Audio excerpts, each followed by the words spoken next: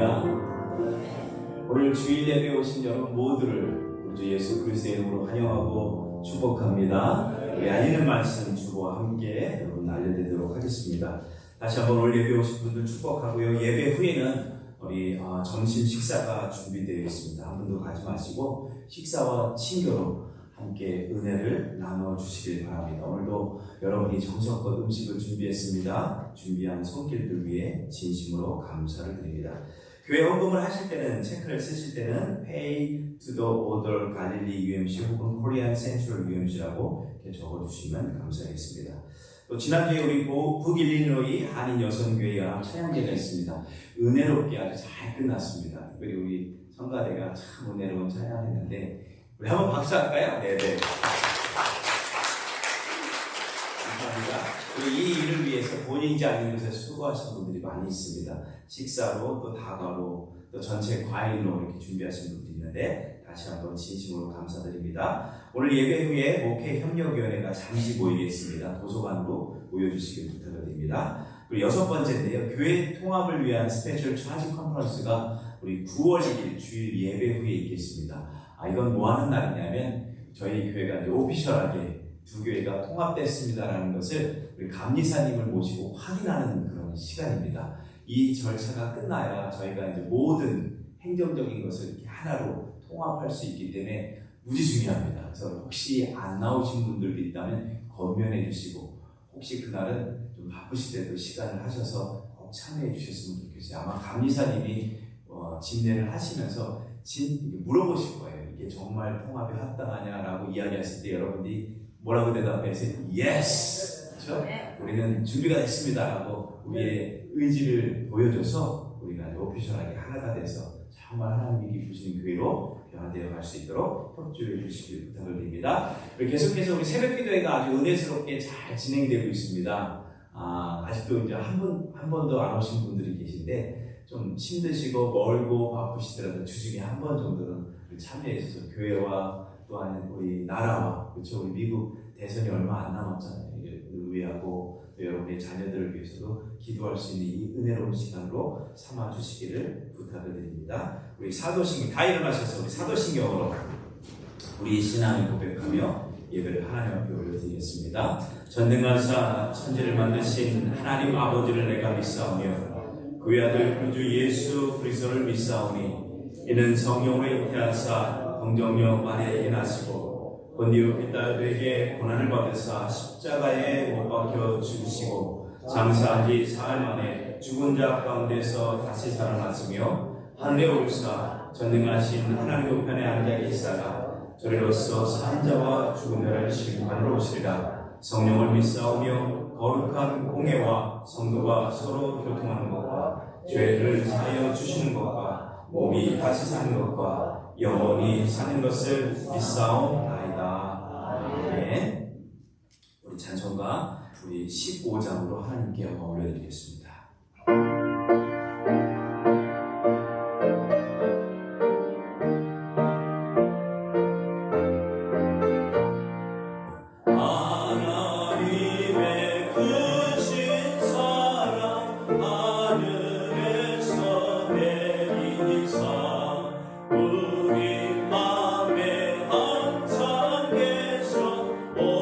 온전하게 하소서 우리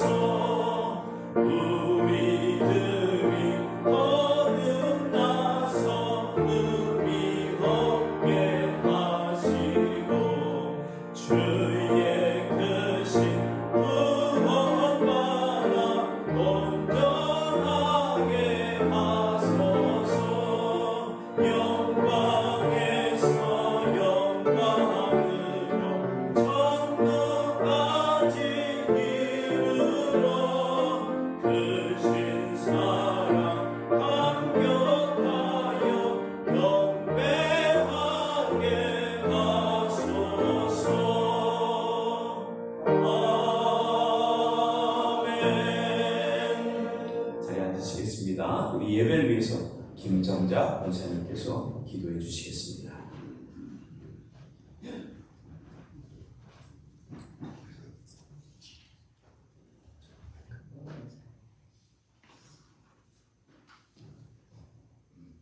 다 같이 기도하겠습니다. 사랑과 은혜가 많으신 하나님 아버지, 오늘도 주님의 이 성전에서 이 예배를 드릴 수 있도록 인도하여 주심을 감사드립니다. 지난 주간에도 저희를 지켜주시고 은혜와 사랑 안에 거하게 하셨으며 오늘도 거룩한 주일을 허락하심을 감사드립니다. 주님을 믿는다 하면서 주님의 가르침대로 살겠다 하면서 저희는 세상 속에 휩쓸려 살아감을 알고 있습니다. 용서하여 주시옵소서. 저희들 한 명 한 명 각자 자기의 삶 속에서 어떻게 사는 것이 주님의 가르침을 받는 것인지 깨달을 수 있는 지혜를 주시고 능력을 주시고 또한 분별력을 주시어 저희들 모두 주님께 영광 드리는 슬기로움을 주시옵소서. 지난 49년 동안 우리 중앙연합감리교회와 우리 갈릴리 감리교회를 연합감리교회를 지켜주시고 필요할 때마다 교회에 꼭 필요한 목사님들을 파송하여 주시어 오늘까지 지켜주심을 감사드립니다. 또한 작년 7월부터 오늘까지 6명의 목사님을 저희 중앙감리교회에 보내주셨고 또한 4명의 목사님을 갈릴리 교회에 보내주셨습니다. 그러니까 주님께서 저희들에게 어떤 메시지를 주시려고 이렇게 많은 목사님들을 짧은 기간에 보내주셨는지 저는 알 수 없습니다. 그러나 그것을 깨달을 수 있게 도와주시옵소서. 그간 어떤 일이 있었든지 어떤 어려움이 있었는지 주님은 모두 다 아십니다. 지나간 모든 일들이 오늘을 위한 또한 미래를 위한 준비였다고 믿으며 이제는 정말 주님의 성령의 열매를 맺는 주님의 한 교회 중앙갈릴리 연합감리교회가 될 수 있도록 역사하여 주시기를 간절히 바라며 기도합니다. 새로 파송받아 중앙갈릴리 연합감리교회의 담임 목사가 되신 차영선 목사님께 성령의 은혜가 충만하게 하옵시고 지금 이 세대가 필요한 사역을 할 수 있는 능력과 지혜로 이 중앙갈릴리 교회를 이끌어갈 수 있게 축복하여 주시고 인도하여 주시옵소서. 또한 추수할 것은 많으나 일꾼이 적으니 그러므로 추수하는 주인에게 청하여 추수한 일꾼을 보내주소서 하라 하는 주님의 말씀을 생각하며 기도하였습니다. 주님은 저희 기도를 들어주시어 새 일꾼들을 두 교회의 통합함으로 많이 보내주셨습니다. 이제 두 교회가 하나가 되어 주님 앞에 더 열심히 주님의 말씀을 전하고 주님의 사랑을 전하고 어떻게 사는 것이 주님의 가르침대로 사는 것인지 보여주는 우리 모두가 되어 교회 부흥에 앞장서는 저희 모두가 될 수 있게 인도하여 주시옵소서. 사랑이 많으시고 인자하신 주님, 오늘 말씀을 전하신 창석 목사님께 항상 성령 충만케 하시고 이 시간에 예배하는 모든 성도들도 성령 충만으로 거룩하신 주님께 더 가까이 나아가게 도와주시옵소서. 또 이 예배를 위하여 수고하시는 주님의 아들, 딸들 주님께서 수고를 아시오니 축복하여 주시옵소서. 또한 여러 가지 사정으로 이 예배당에 나와서 같이 예배를 드리지 못하는 주님 우리 형제 자매 여러분, 어떤 사정이 있든지 주께서 아시오니 그 주님께서 그들의 기도를 들어 응답하여 주시옵소서. 저희들을 눈동자 같이 지켜주시는 우리 주님께 감사와 영광을 드리며 이 모든 말씀 살아서 역사하시는 우리 주 예수 그리스도 이름으로 감사드리옵나이다. 아멘.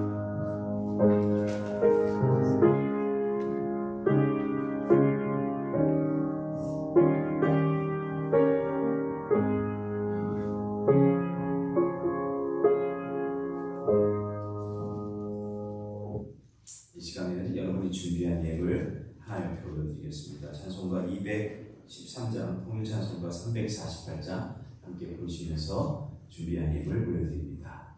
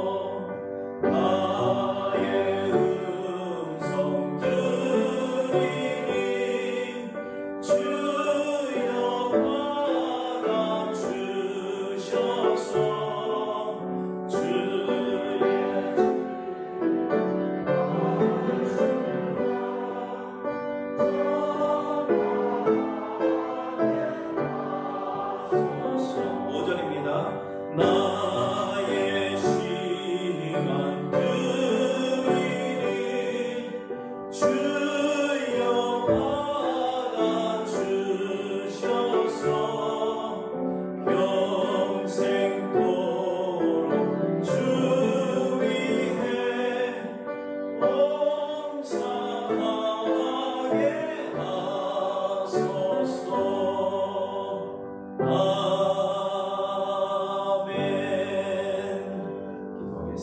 하나님 감사합니다. 지난 한 주간의 삶도 우리 하나님이 지켜주셔서 건강함 가운데 오늘 이렇게 주님의 전에 나와 예배케 하심을 진심으로 감사합니다. 주님, 우리에게는 꿈이 있고 소원이 있습니다.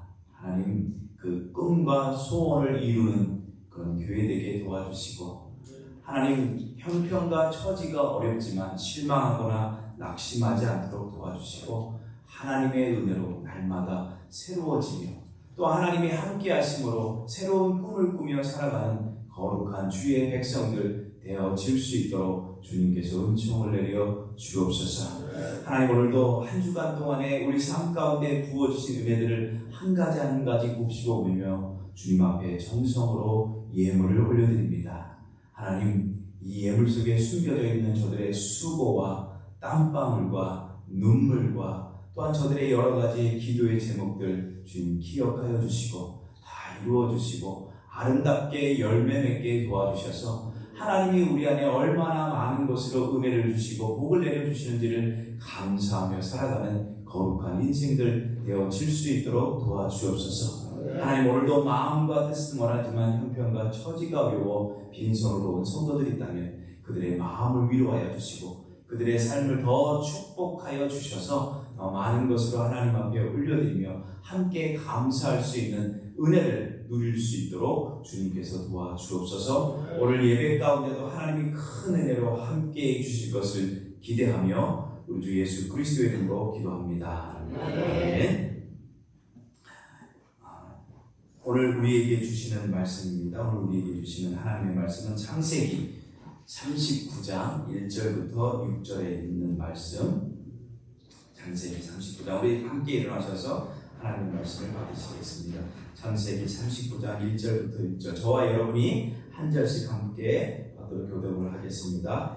요셉이 이끌려 애굽에 내려가매 바로의 신하 친위 대장 애굽 사람 보디발이 그를 그리로 데려간 이스마엘의 사람의 손에서 요셉을 산이라. 여호와께서 요셉과 말씀하시고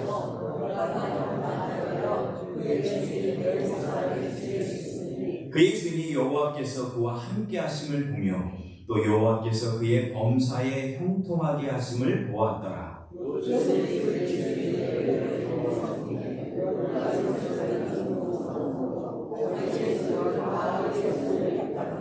그가 요셉에게 자기의 집과 그의 모든 소유물을 주관하게 한 때부터 여호와께서 요셉을 위하여 그 애굽 사람의 집에 복을 내리심으로 여호와의 복이 그의 집과 밭에 있는 모든 소유에 미친지라. 주인이 그의 소유를 다 요셉의 손에 위탁하고 자기가 먹는 음식 외에는 간섭하지 아니하였더라. 요셉은 용모가 빼어나고 아름다웠더라. 아멘. 자리에 앉으시겠습니다. 우리 성가대 찬양이 있겠습니다.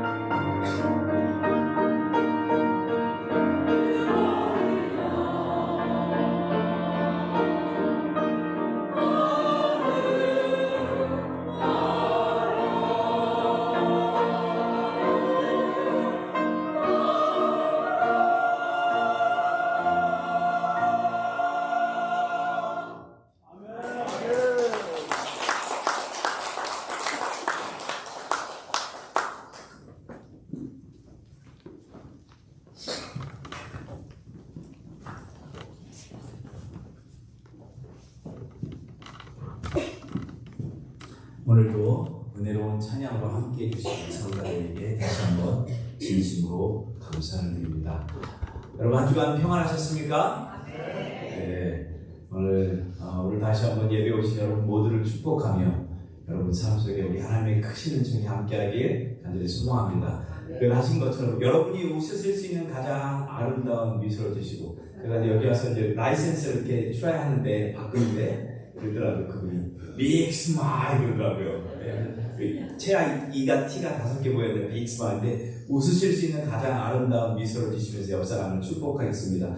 당신이 계셔서 우리 교회가 참 아름답습니다. 좌우로 앞뒤에 계신 분들하고 함께 인사를 나눠주시겠습니다. 반갑습니다. 네, 우리 교회가 아름다운 이유는 무엇이에요? 여러분이 계셔서 아름답습니다. 사진 한번 보여주실래요? 네. 여러분 본 적 있으시죠? 네. 꿈은 이루어진다. 그렇죠? 아마 이 사진이 2002년 월드컵 때 독일과의 준결승에서 이 붉은 악마 우리 응원팀이 나오고 가지고 나온 응원 구호였습니다. 자, 그렇다면 여러분 꿈은 이루어진다라고 하는데 여러분 그 꿈을 이루셨나요? 아니면 아직도 여러분이 이루고자 하는 어떤 꿈을 꾸고 계십니까? 빌립보서 2장 13절에 보면 사도 바울이 이런 고백을 합니다. 한번 읽어보겠습니다. 시작. 너희 안에서 행하시는 이는 하나님이시니 자기의 기쁘신 뜻을 위하여 너희에게 소원을 두고 행하신다. 여기 소원이라는 것은 세상적인 욕심이나 헛된 꿈과 요행을 말하는 것이 아니라 하나님의 기쁘신 뜻, 하나님이 이 땅에 우리를 창조하시고 우리를 이루고자 하는 그런 소원들, 그 소원을 이루어드리는 것을 뜻합니다. 그러니까 오늘 본문에 기록된 이 요셉도 마찬가지예요. 하나님이 그에게 꿈을 주시고 그 꿈을 이루도록 하셨어요. 오늘 제목이 형통하는 사람들인데, 형통이라는 것은 세상 사람들의 기준은 내가 바라고 원하는 것을 이루는 것이 형통이지만, 그러나 성경이 말하는 형통은 하나님이 계획하신 일들, 하나님이 뜻하신 일들을 이루어 드리는 게 형통이라는 뜻이에요. 오늘 본문에 보면 요셉을 형통한 사람이다 라고 이렇게 소개를 하고 있습니다. 2절에도 보면 그가 형통한 자가 되어, 3절에는 그의 범사에 형통하게 하심을 보았더라. 그리고 또 읽지 않았지만 23절 뒤에 가면 그의 범사에 형통하게 하셨더라 하면서 형통에 대한 이야기가 계속 언급이 되고 있어요. 그런데 오늘 본문을 깊이 묵상해 보면 좀 당황스러운 그런 마음이 듭니다. 왜냐하면 오늘 본문에 요셉이 형통한 자가 되었다 하는데 그때가 언제냐 하는 거예요. 그때가 언제입니까? 오늘 본문에 보면 요셉이 형제들의 미움을 받고 애굽으로 노예를 팔려갔을 때라는 거예요. 그럼 한번 잘 생각해 보세요. 보통 상식적으로 형통한다, 성공한다, 내 뜻을 이뤘다 하면 몸도 건강하고 사업도 잘 되고 내가 뜻하고 원하는 일들이 잘 이루어지는 것을 형통이다라고 이야기하는데, 오히려 요셉은 노예로 팔려갔을 때라는 거예요. 사랑받는 아들로 살다가 노예로 팔려가서 지질이 고생하는데 형통했다라고 이야기해요. 본문의 1절을 한번 다시 읽어보겠습니다. 1절 시작. 요셉이 이끌려 애굽에 내려가매 바로의 신하 취대장 애굽 사람 보디발이 그를 그리로 데려간 이스마엘의 사람의 손에서 요셉을 산이라 이야기해요. 이걸 잘 보시면 요셉이 이끌려 애굽으로 내려가매라는 말을 주의 깊게 볼 필요가 있어요. 특히 여기서 이끌렸다라는 이 단어를 히브리 원문에 보면 후라드라는 건데, 그냥 가는 게 아니라 손발이 묶여서 강제로 끌려갈 때 사용되던 그런 단어였어요. 그러니까 요셉이 애굽으로 간다는 건 자기의 의지와는 전혀 상관없이 애굽으로 끌려갔다는 것을 뜻해요. 그것도 그냥 가는 게 아니라 손발이 묶인 채로. 도대체 요셉에게 왜 이런 일이 일어났을까? 아마 요셉도 왜 나에게 이런 일이 일어났는지 전혀 알 수 없었을 거예요. 이 일을 요셉이 계획하거나 요셉이 원했던 상황도 전혀 아니었습니다. 그런데도 노예로 손발이 묶인 채로 끌려가던 그때 성경은 형통했다는 거예요. 잘 생각해 봅시다. 이건 우리 인생에서도 되게 중요한 문제라고 생각합니다. 누가 내 인생을 이끌어가고 있는가? 아니면 내 인생, 내가 오늘 이 자리까지 누구에 의해 이끌려 왔는가? 한번 생각해 볼 필요가 있어요. 한번 질문하겠어요. 여러분은 여러분이 원하시는 대로 인생을 살아오셨습니까? 저는요, 제 인생을 돌이켜보면 제 뜻대로 인생이 제대로 안 된 것 같아요. 그래서 요즘엔 계획을 잘 안 세워요. 왜냐하면 계획 세워야 하나님이 언제 또 어떻게 트실지 모르기 때문에 그래요. 제가 미국에 올 때도요, 딱 미국에 1년만 있겠다 하면서 2000년 6월 12일 날 왔어요. 1년짜리 비자를 받죠. 근데 10년 살다가 한국에 왔어요. 한국에 10년 했고요. 더 13년 목회하고서 미국에 살면서 그래 내가 미국 시민권을 받고 미국에서 뼈를 묻으리라 하고 시민권을 받았어요. 근데 또 갑자기 한국으로 갔어요. 한국에 가서 또 계획상 한 1년 있다가 다시 미국으로 와야 되는데 미국에 11년을 살다가 제가 왔습니다. 죄송해요. 불과 2달 전만 해도 저는 시카고에 올 거라는 것은 꿈도 꾸지 못했어요. 계획에도 없었고 생각조차 없었어요. 그럼에도 많은 사람들이 자기의 인생을 자기의 뜻대로 원하는 대로 이루어지는 것이 성공이다, 형통이다 라고 생각을 합니다. 그런데 인생을 곰곰이 생각하면 그렇지 않다는 거예요. 자기가 원하는 대로, 만약에 자기의 욕망대로 이 세상의 모든 일들이 일어난다면 아마 이 세상은 일대 혼란으로 힘들어질 수 있는 거예요. 이런 이야기가 있어요. 어떤 남자가 길을 가다가 요술램프를 하나 딱 주셨어요. 책에서 보니까 요술램프를 이렇게 막 문지르면 어디서 주인이라는 사람이 주인님 소원이 무엇이란데 한번 해볼까? 의심하면서 열심히 손으로 램프를 딱 했어요. 그런데 갑자기 짠! 하고 램프의 요정이 나타나는 거예요. 그랬더니 당신의 소원을 딱 한 가지만 들어드리겠습니다 라고 했어요. 근데 이 남자가 그때 가지고 있었던 꿈, 소망이 뭐였냐면 돈이 좀 있었으면 좋겠다. 너무 가난하게, 지질이 가난하게 돼서 돈이 좀 많았으면 좋겠다. 그래서 좀 결혼도 해야 되는데 기왕 만날 건 예쁜 여자를 만나서 이 아름다운 가정을 꾸며놓았으면 좋겠다. 이 세 가지인데 이 세 가지를 어떻게 얘기할까 고민하다가 그 요정이 이렇게 얘기했대. 돈, 여자, 결혼 주세요. 그러니까 이 요정이 예 주인님 하고 촥 하더니 그 꿈이 이루어졌대요. 결국 어떤 꿈이 이루어졌는데요? 그 남자는 결국 머리가 돈 여자하고 결혼했다는 요정이 되었습니다. 여러분들이 다 긴장하신 것 같아서 붙잡을 한 얘기입니다만 이 이야기가 주는 의미가 뭐냐면 내 인생은 내 뜻대로 내 생각대로 잘 진행되지 않는다는 거예요. 오늘 본문을 보면 내 생각대로 내 의지대로 형통이 아닌 게 아니라 하나님의 이끌림대로 하나님의 계획하시는 일들을 이루어드리는 것을 형통이다라고 이렇게 이야기하고 있어요. 성경은 요셉이 노예로 팔리고 이끌려 애굽에 온 것이 하나님이 주도하신 일이었다라고 분명하게 기록해요. 이러한 사실을 깨달은 시편 리더가 시편 105편 17절에 이렇게 이야기합니다. 한번 읽어보겠습니다. 시작. 그가 한 사람을 앞서 보내셨으며 요셉이 종으로 팔렸도다. 무슨 얘기예요? 무슨 얘기예요? 하나님께서 아브라함의 자손 이스라엘을 애굽 땅으로 보내 거기서 큰 민족이 이룰 수 있도록 하나님이 그들 계획이 있었는데 그 계획에 앞서서 먼저 요셉을 애굽으로 보내셨다는 겁니다. 요셉을 미워했던 형들이 요셉을 팔아서 애굽의 노예로 끌려온 것이 아니라 하나님이 계획이시고 하나님이 주도하셔서 요셉이 애굽 땅에 오게 되었다는 거예요. 그렇다면 요셉은 이 사실을 미리 알고 있었을까요?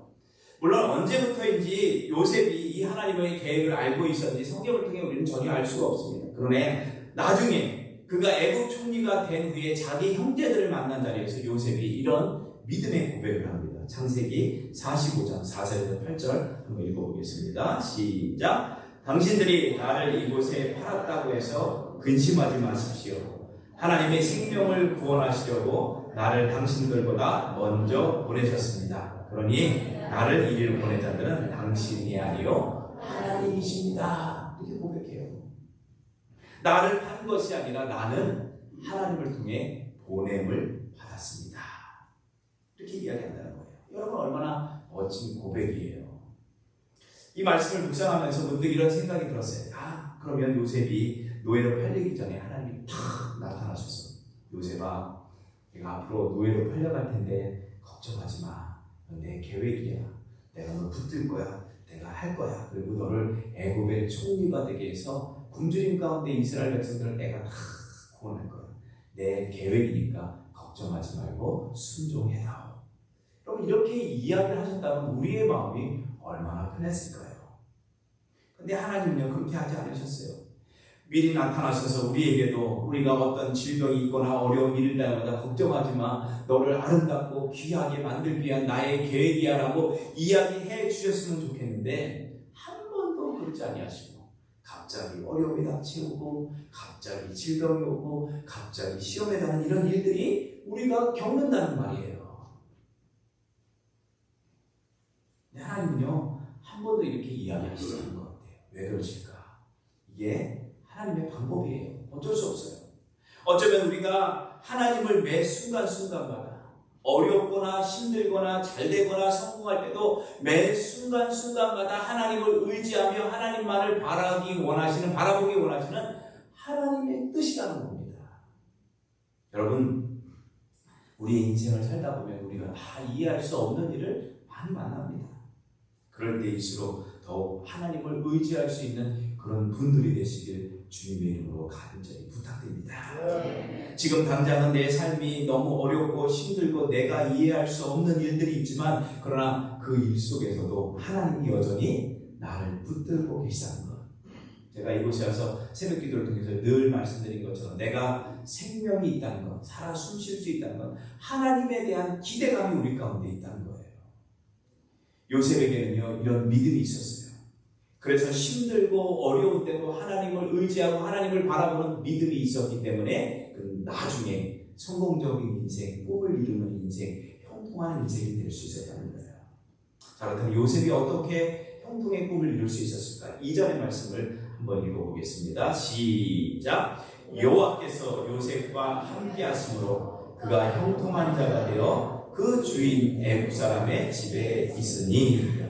여기 보면 여호와께서 요셉과 함께 계셔서 그가 어떤 사람이 되었다? 형통한 사람이 되었다라는 거예요. 이 단어를, 이 줄을 잘 묵상해 보면 요셉 자신이 형통함을 이뤄낸 것은 결코 아니라는 겁니다. 성경은 하나님이 요셉과 함께 하셨기 때문에 그가 형통한 사람, 꿈을 이루는 사람이 되었다라고 분명하게 기록해요. 사실 우리가 살다 보면 어떤 한 가지 우리의 힘으로 잘 될 수 있어요. 시험에 합격하거나 취업하거나 어쩌면 복권에 당첨될 수도 있습니다. 그렇다고 그 한 번의 성공이 우리의 인생의 전부를 내가 성공했다, 형통했다라고 말할 수는 없는 것입니다. 마찬가지로 우리가 당하는 어려움도 마찬가지예요. 살다 보면 누구든지 실패할 수 있고요, 질병에 걸릴 수도 있고요, 힘든 일을 만날 수 있어요. 그런데 그 한 번의 실패, 그 한 번의 어려움이 우리 인생을 좌절했고 내가 불행한 사람으로 만들었다라고 여러분 단정지어서도 안 된다는 것입니다. 왜? 그런 것이 인생이기 때문에 그래요. 저보다 연배들이 많으신 분들에게 제가 인생의 얘기를 설명해 드려서 너무 죄송합니다만, 그러나 이런 우여곡절이 많은 이 인생 중에 중요한 사실 한 가지가 있는데, 오늘 본문이 우리에게 가르치는 중요한 의미가 있는데, 그게 뭐냐? 그 어려움이나 그 성공의 자리나 내가 지금 하나님과 함께 있느냐, 이것이 중요하다는 거예요. 복의 근원이신 하나님, 이 세상의 모든 것을 움직이시는 하나님이 지금 나와 함께 있으면 힘든 자리에서도요, 우리는 얼마든지 기뻐할 수 있고요, 성공의 자리에서도 내가 좌만감에 빠지지 않고 그 성공을 많은 사람들과 나누며 하나님의 영광을 위해 드릴 수 있다라는 겁니다. 얼마나 요셉이 그랬어요. 요셉의 어린 시절을 보면요, 부모 어머니가 일찍 떠나요. 환경이 안 좋은 집안에서 어쩌면 자랐을 거예요. 그렇죠? 다른 어머니들이 많아요. 그러다가 아들만 12명이래요. 저희 집 아들만 3명이거든요. 근데도 힘든데 12명이면 얼마나 정신이 없었을까. 또 편애하는 아버지 밑에서 이복 형제들과 함께 살다 보니까 눈치를 볼 때가 있어요. 그렇죠? 게다가 또 미움을 받았어요. 노예로 팔렸어요. 강제로 이끌려서 애국 땅에 왔습니다. 어떻게 보면 그의 인생은요, 불행한 인생일 수 있었어요. 그런데 하나님이 함께 하시자 요셉은 주인의 보디발의 눈에 들어 그 집의 가정 총무가 되었다라고 이야기해요. 놀랍지 않으십니까? 하나님이 함께 하시고 하나님이 그를 붙드시니까 최악의 상황 속에서도 요셉을 최고의 자리로 이끌어 주셨다는 거예요. 그는 보디발의 집 총무로 당시 애굽의 집에서 애굽 사람들 이런 것 노예로 팔려갔지만 그의 삶을 잘 묵상해 보면요, 노예로 살아가는 그 삶 속에 노예로만 사는 것이 아니라 애굽의 그런 총무로 살면서 애굽 사람들의 실무 경제를 배울 수 있었어요. 총무 매니저 하잖아요. 매니저가 됐어요. 또 요셉이 누명을 쓰고 감옥에 들어갑니다. 감옥 생활을 한 것이 아니라 감옥 생활을 통해서 감옥의 재반 사무를 담당하게 되었고 또 그것은 애굽의 정치인들을 만나서 애굽의 정치를 배울 수 있었어요. 소위 말하면 경제학을 배우고요, 정치학을 배웠다는 거예요. 노예의 신분을 가지고. 이제 하나님이 함께 하시면요, 우리는 얼마든지 어려운 상황 속에서도 내 삶이 더 나아질 수 있는 일들을 만날 수 있게 된다는 겁니다. 그런데 여호와께서 요셉과 함께 하시는 이 말 속에 우리가 반드시 기억해야 할 일이 있는데, 하나님께서 요셉에게 직접 찾아오신 것도 하나님의 은혜지만 잘 보면 요셉이 언제나 하나님을 바라보았다는 것을 뜻합니다. 다른 시각으로 말하면 요셉이 하나님을 늘 의지하며 하나님 앞에 묻고 하나님과 함께 동행하는 삶을 살았다는 것을 뜻하고 있습니다. 그래서 요셉은요, 이런 삶을 통해서 다른 사람들에게 하나님이 함께 하시는 삶이 어떤 삶인지를 보여줄 수 있었다라고 성경이 이야기해요. 3절과 4절의 말씀을 한번 봅시다. 읽어봅니다. 시작. 그 주인이 여호와께 그와 함께 하시고 또 여호와께서 그의 목사에 동감하게 하심을 보았더라. 요셉이 그 주인에게 은혜를 입어 섬김에 그가 요셉으로 가정 총무를 담고 자기 소유를 다 손에 위탁하니. 자 보세요. 요셉이 보디발 장군의 집 가정 총무가 되었다라고 이야기해요. 그렇다면 노예로 팔려한 순간 처음부터 총무가 되었을까요? 아니라고 생각해요. 지금도 학생들이 덩치가 크고 아무리 똑똑해도 성인으로 인정해 주지 않습니다. 저희 아이가 그렇지 17살이에요. 저보다 키가 크고 덩치도 더 큰데 성인이라고 인정 안 하죠. 비행기 혼자 못 타요. 그런데 옛날에는 어떻게 했을까요? 노예로 팔려온 아이예요. 똑똑해서 뽑힌 아이도 아니고 노예로 끌려온 아이를 금방 어떻게 가정의 총무로 세울 수 있었을까? 어쩌면 처음부터 요셉도 다른 노예들과 같이 허드렛 일을 할 거예요. 온갖 힘든 일들 다 했을 것이에요. 그런데 어떻게 보디발 장군의 집에 총무가 되었냐? 하나님이 함께 하시는 그 모습이 보디발의 눈에 보였다는 거예요. 여기 성경에 보면 그 주인이 요셉과 함께하는 것을 그 주인이 보았다라고 이야기해요. 요셉과 함께하고 하나님이 요셉을 통해 복 주시는 것을 믿지 않는, 하나님을 믿지 않는 이 보디발의 눈에 보였다는 거예요. 그래서 그를 가정 총무로 세웠다는 겁니다. 우리는 여기서 요셉이 도대체 어떻게 살았길래 그 주인 보디발의 눈에 들었는지 우리는 여기 한번 이 말을 통해 도전을 받아야 할 필요가 있다고 생각해요. 오늘 예수 믿는 우리가 어떻게 살아가야 하는지, 주변 사람들로부터 어떻게 평가를 받는지, 내 삶을 통해 정말 당신의 삶 속에 하나님이 살아 계십니다, 하나님이 역사합니다라는 이 소리를 어떻게 해야 들을 수 있을까 한번 생각해 볼 필요가 있다는 거예요. 세계적인 철강 회사가 있습니다. US 스틸이라는 철강 회사가 있는데 여러분 아시죠? 카네기라는 사람이 여기 회장이 됐어요. 이 카네기가 은퇴하게 되었습니다. 은퇴하게 되고 누구를 후계자로 세울까 세계에 많은 사람들이 관심을 두었어요. 회사의 주역들 중에는 탁월한 사람들이 많았기 때문에 누가 지명받는지 모두가 다 관심을 두고 있었어요. 그런데 예상과는 다르게 찰스 쉬브라는 사람이 후계자로 지명이 됩니다. 전 세계가 깜짝 놀랐어요. 왜냐하면 찰스 쉬브라는 사람은 초등학교밖에 나오지 않은 사람이었기 때문이에요. 원래 이 사람은 이 회사에 올 때 정원 관리사로 이렇게 취직합니다. 근데 청소뿐만 아니라 누가 시키지 않아도 모든 일을 성실하게 잘하니까 사무원으로 정식 직원으로 이렇게 승진합니다.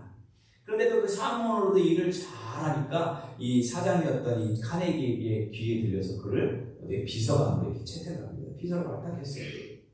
비서가 된 이 찰스 시비는 항상 손에는 메모지와 펜을 들고 카네기 뒤를 쭉 따르며 그의 스케줄을 다 체크를 했어요.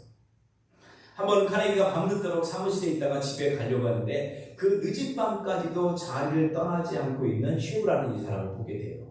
놀란 카네기가 물어봅니다. 왜 아직도 퇴근하지 않고 여기 있나? 그랬더니 아니 회장님이 퇴근하지 않았는데 제가 언제 어떻게 자리를 빌 수 있습니까? 또 회장님이 언제 저를 부르실지 모르는데 제가 어떻게 집에 갈 수 있습니까? 라고 이야기했던 거예요. 이런 날 이후로 쉐브라는 이 사람은 카네기가 가장 신임할 수 있는 그 사람이 되었다는 거예요. 어쩌면 그가 후계자가 될 수 있다는 건 당연한 일이에요. 그런데 찰스 쉐비가 후계자로 지명받자 카네기를 찾아가서 이렇게 고백을 했다고 합니다. 회장님, 저는 절대 아닙니다. 이 사회에는, 이 회사에는 전문 경영인으로 뛰어난 사람, 저보다 뛰어난 사람이 너무 많은데 아시잖아요. 저는 배운 지식도 짧고 알고 있는 것도 없는데 내가 어떻게 최고의 경영자가 될 수 있습니까? 너 안 됩니다. 이렇게 거절을 했다는 거예요. 그런데 카네기가 이런 유명한 말을 했다고 합니다. 만약 전문 경영인이 너에게 필요하다면 그 사람을 고용하라. 기술자가 필요하면 그 기술자를 불러다가 사용해라. 그런데 내 안에 있는 하나님은 다른 사람에게 없기 때문에 내가 너를 선택한 이유다. 그랬던 거예요. 이 사람 카네기는 믿음의 사람이었어요. 쉐브 안에 있는 하나님을 볼 수 있었기 때문에 정직하고 성결하고 누구보다도 열정적으로 살아가는 그 모습 때문에 그를 후계자로 삼았다는 거예요. 아마 요셉도 그랬을 거예요. 비록 어린 나이였지만 무슨 일을 해도 정직했을 겁니다. 그리고 성실하고 부지런하고 지혜 있게 일했을 거예요. 일을 할 때 우리 새벽 기도에도 말씀을 하지만 우리가 섬길 때 누구를 대하라 그랬어요? 이 주님을 섬기든 하나님을 섬기든 모든 일에 최선을 다했을 거예요. 그러니까 어떻게 항상 뭐하면 yes sir, yes sir 그래서 했을 거예요.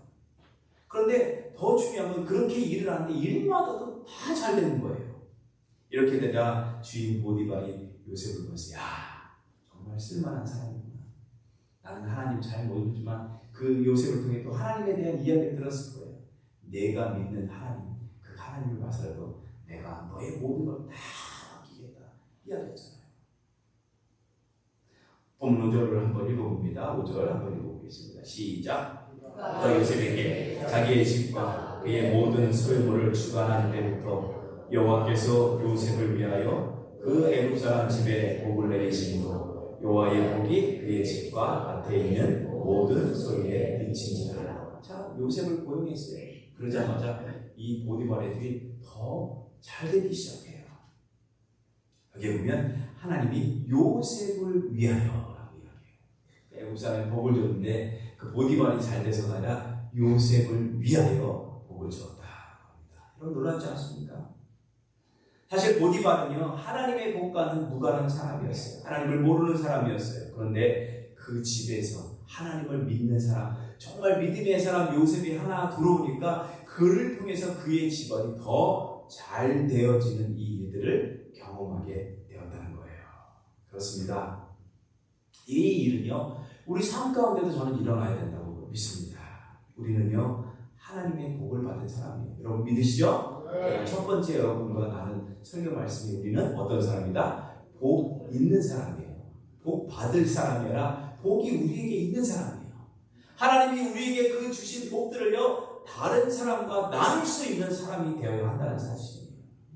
나 때문에 다른 사람이 잘 되고 나 때문에 다른 사람이 더 높아지고 나 때문에 다른 사람이 더 행복해질 수 있는 축복의 통로가 될 수 있는 것, 그것이 하나님이 저와 여러분을 이 자리에 부르신 이유라는 거예요. 그렇다면 저와 여러분은 어떤 모습으로 오늘까지 살아오셨습니까? 지금은 은퇴하셨지만 높은 승익교회 김동호 목사님이라는 분이 계시는데 그분의 글에 재밌는 아주 이야기가 나옵니다. 그분이 어느 식당에 가서 밥을 먹는데 그 식당 이름이 비춰주실래요? 만복임이래요. 만복임. 무슨 뜻일까요? 네? 만복추는 일단 내려주시고요. 네, 너무 빨리 올라왔어요. 만복임 뭐야? 만 가지 복이 임하는 집이다라는 거예요. 그러니까 이름 좋다고 밥을 먹다가 문득 생각해봤대요. 아니 만복임보다는 그 다음 거 다시 만복추라는 이름이 더 낫지 않을까 이렇게 생각해봤대요. 그 이유가 뭐냐? 만복임이라는 건 아직 복이 임했어요? 안 임했어요? 안 임했어요. 그러니까 복이 오기를 기다리는 거예요. 근데 만복추는 뭐예요? 복이 이미 임했어요. 그러니까 그 복을 나눌 수 있는 그런 집이 그게 더 이름이 좋지 않을까라는 생각을 문득 했다는 글을 읽은 적이 있어요. 저는 이 글을 읽고 참 맞다 그래요. 대부분의 사람들은요 복이 들어오는 것을 재수 좋은 일이다 생각하고 복이 나가는 건 재수가 없다 이야기해요. 그래서 복 받으려고 열심히 해요. 복 받는 데만 열심이다 보니까 복이 이미 자기에게 들어왔는데 그 복을 나눌 줄 모르는 게 어디야? 우리의 모습이었다는 거예요. 근데 여러분 그렇지 않다는 거예요. 저는요 우리 중앙 갈릴리 교회에도 하나님이 주신 복들이 많이 있어요. 믿으시죠? 네. 복 하나님 더 많은 복을 주세요. 더 큰 은혜를 주세요. 더 뭐라 이걸 기도하기 전에 이미 우리에게 주어진 축복과 은혜들을 나눌 수 있는 저와 여러분들이 되시길 주님의 이름으로 축복합니다. 네. 중요한 것은요 나누고 나눌 때 비워지면 하나님께서 더 많은 것을 채워주신다고 저는 믿음의 확신이 있어요. 성경 마지막 절 우리 아브라함 부르실 때 읽어봅시다. 한번 읽어봅시다. 시작. 너는 시작. 내 이름을 창대하게 하느니 너는 복이 될지라. 너를 축복하는 자에게 내가 복을 내리고 너를 저주하는 자에게 내가 저주하리니 땅의 모든 족속이 너와 말미암아 복을 얻을 것이라 하신지라. 자, 보세요. 아브라함을 부르실 때 하나님이 약속했어요. 너는 복이 될지라. 땅의 모든 족속이 너로 말미암아 복을 얻을 것이라. 저는요 이 약속의 말씀이 오늘 이 자리에 계신 여러분 모두에게도 동일하다고 저는 믿습니다. 여러분의 사업장에서 여러분이 만나는 모든 사람들에게도 하나님이 우리에게 주신 복을 빌어주는, 전해주는, 나눠주는 여러분 모두 되시길 주님의 이름으로 축복합니다. 무엇보다도 그러기 위해서는 우리 안에 먼저 하나님이 계셔야 한다는 거예요. 하나님을 바라보고 그분을 의지하고 그분과 함께 동행하는 삶 속에 우리의 형통뿐만 아니라 다른 사람들의 형통까지 이룰 수 있는 저와 여러분 모두가 되시길 주님의 이름으로 간절히 축복합니다. 이 시간 우리 다 함께 일어나서 우리 찬송가 384장 434장입니다. 통일찬송가는 우리 마지막으로 함께 읽으시고 함께 조용한 마음으로 기도하고 돌아가셨으면 좋겠습니다. 오늘 말씀을 생각하시면서 하나님 나의 가는 동안 만사에 형통하는 이런 복이 있도록 도와주옵소서. 소망을 담아 찬양합니다. 나의 갈 길 하나도록 예수 인도하시니 내 주 안에 있는 긍휼 얻으심하리요. 믿음으로 사는 자는 하늘 위로 가겠네. 무슨 일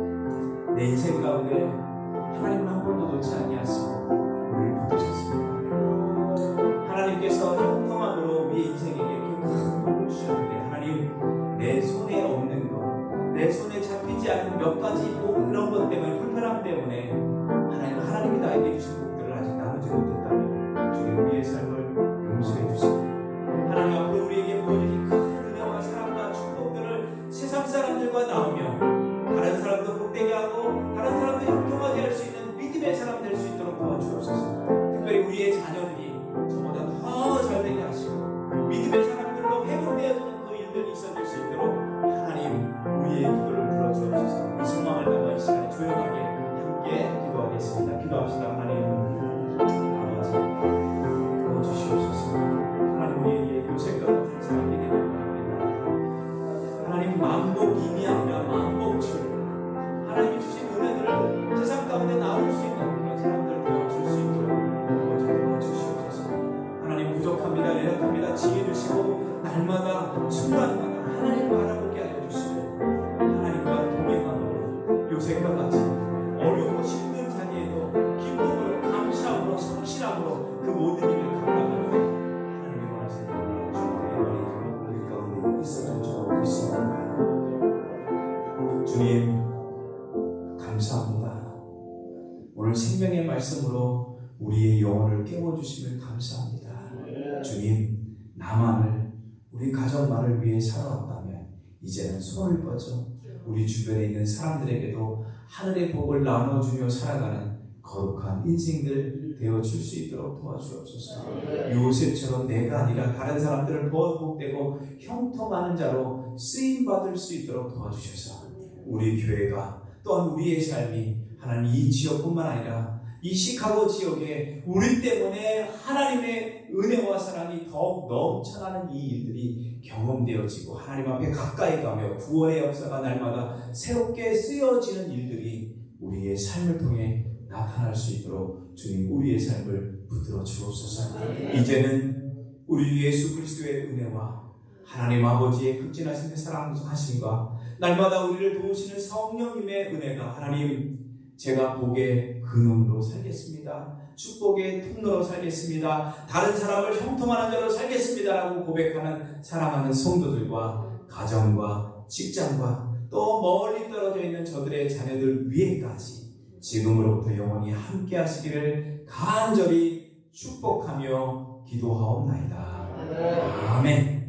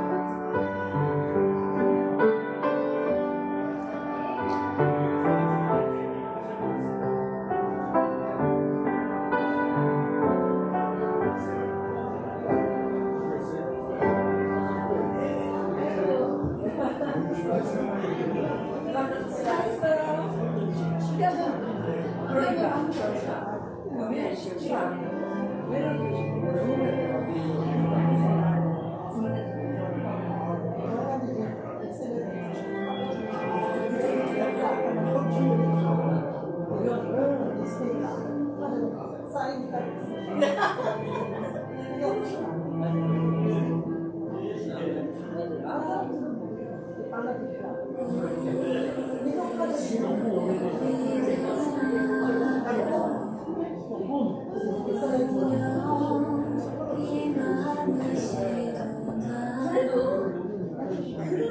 그래도